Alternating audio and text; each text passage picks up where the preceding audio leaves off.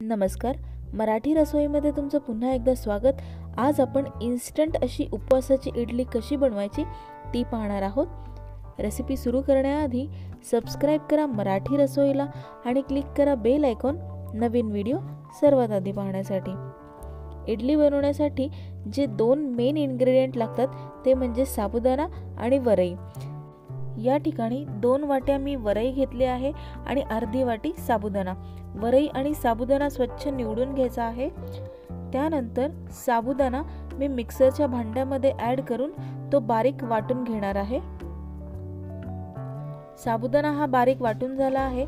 आता ह्याच्याच मध्ये आपण वरई ॲड करून हे सुद्धा पुन्हा बारीक वाटून घ्यायचं आहे. वाटल्यानंतर ह्याचं टेक्स्चर असं थोडंसं रवाळ रवाळ वाटलं पाहिजे. ह्याप्रमाणे आता आपला इडलीचा रवा तयार आहे. हा आपण एका भांड्यात काढून घेऊयात. यामध्ये चवीप्रमाणे मीठ घालणार आहोत आणि 1 वाटी इथे मी दही ॲड करते. दही हे आंबट दही घ्यायचं आहे. व्यवस्थित हे सगळं मिक्स करून घेऊयात.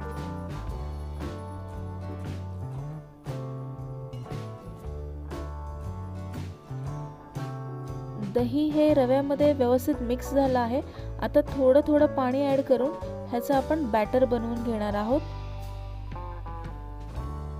जितकं पाणी गरजेचं आहे तितकंच ह्याच्यामध्ये ॲड करायचं आणि थोडं थोडं करून पाणी ॲड करत हे मिक्स करायचं आहे.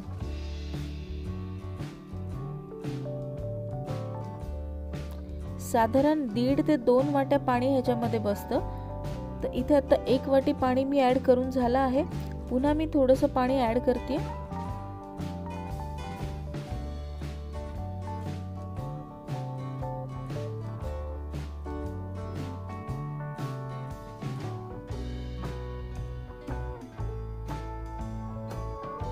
आपलं बॅटर हे ऑलमोस्ट रेडी आहे.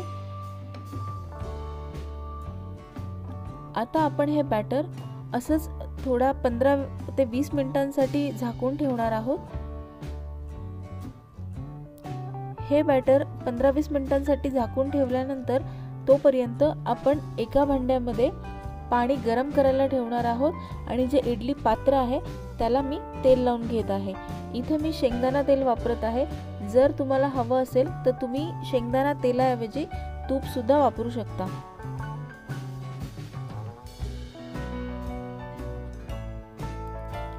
पंधरा ते 20 मिनिटं झालेले आहेत. आता आपण हे बॅटर ओपन करून पाहूयात. बॅटर हे थोडंसं घट्ट झालं आहे. तर या ठिकाणी मी थोडंसं पाणी ॲड करते. साधारण 1 चमचाभर पाणी इथे मी ॲड करते. हे व्यवस्थित मिक्स करून घ्यायचं आहे. आता तुम्ही बॅटरची कन्सिस्टन्सी पाहू शकता. आता या ठिकाणी मी अर्धा छोटा चमचा सोडा ॲड करते.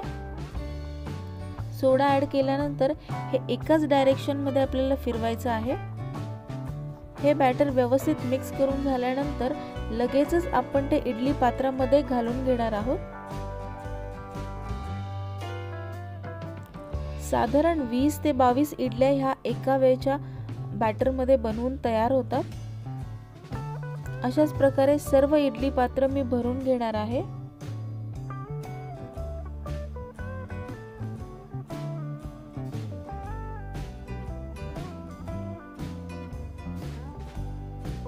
आता इडली पात्रामध्ये मी पाणी गरम करायला ठेवलं होतं.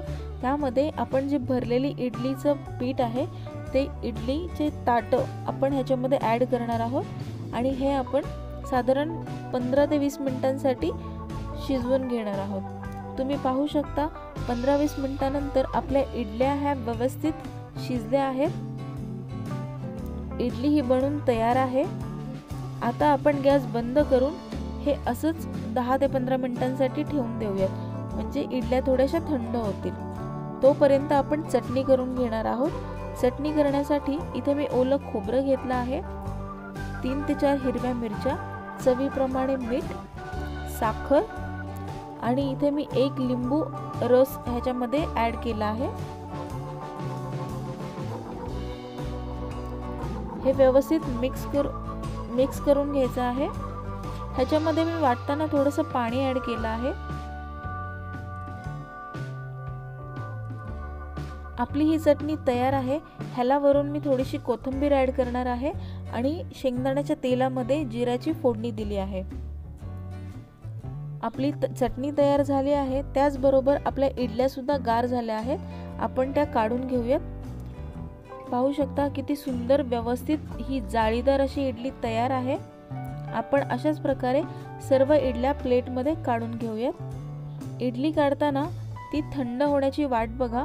थंड झाल्यानंतर इडली सहज निघते आणि साध्या चमच्याने सुद्धा तुम्ही ही इडली अगदी व्यवस्थितपणे काढू शकता। आता इथे एक इडली मी तुम्हाला ओपन करून दाखवते। पाहू शकता किती जाळीदार आणि एकदम व्यवस्थित अशी फुलली आहे आपली इडली। तर तुम्ही सुद्धा ही रेसिपी नक्की ट्राय करा आणि जर तुम्हाला हा व्हिडिओ आवडला तर व्हिडिओ लाईक आणि शेअर करा।